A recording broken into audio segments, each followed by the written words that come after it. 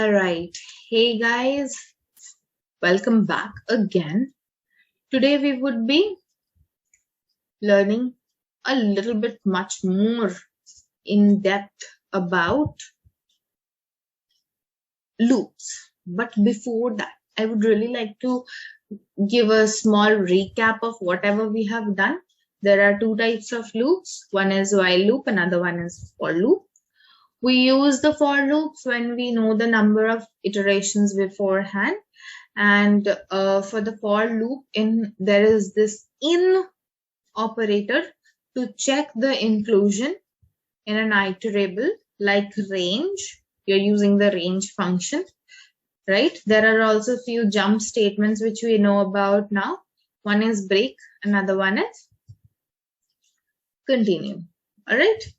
So now let's talk about this new concept that is known as nested loops. All right. So let me just quickly create a new file that is nested loops. All right. So we have this nested loops.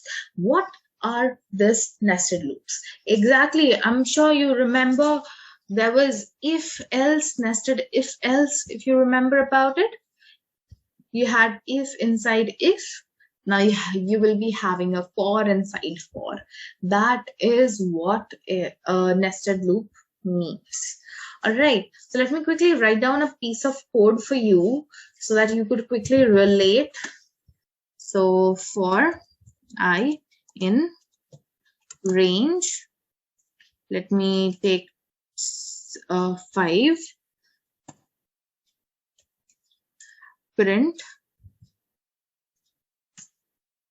I, and let's take another variable for j in range.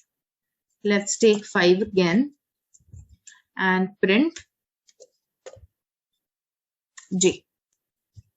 Cool. Any idea what this would have, like, what will this do? Okay, let's try it out. Let me click on the green run button.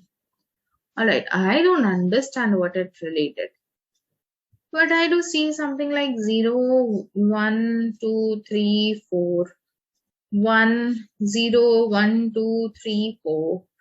Then there is 2, 0, 1, 2, 3, 4. Oh my god, I don't understand. But I can see that something is happening and I am getting 0, 1, 2, 3, 4, 0, 1, 2, 3, 4. Let's arrange this a little properly. So, what is this print? Have a look. If I keep my mouse on the word print, it's giving me about print. What we can take, there is something known as step. There is something known as end. There is something known as file. There is something known as flush. But let's now just have a look at end. What is end? End is an argument which we can pass, and let me just write down end is equal to, and let me just give a simple space and let me run this again. All right, I see 0, 0 together. Why don't let's add this to the other one also. Now I'm sure you would be able to understand what's going on. So let me quickly just give a comma and end is just with a space and run it. All right, now all of them are in the same line, and let me just print without anything. And if I run this, cool, what do I see? What do I see? Let's print one more to make, like, get a little bit more clarity.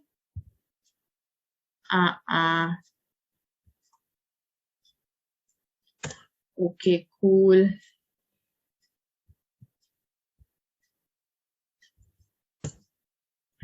All right, this would be perfect, I guess. Yes.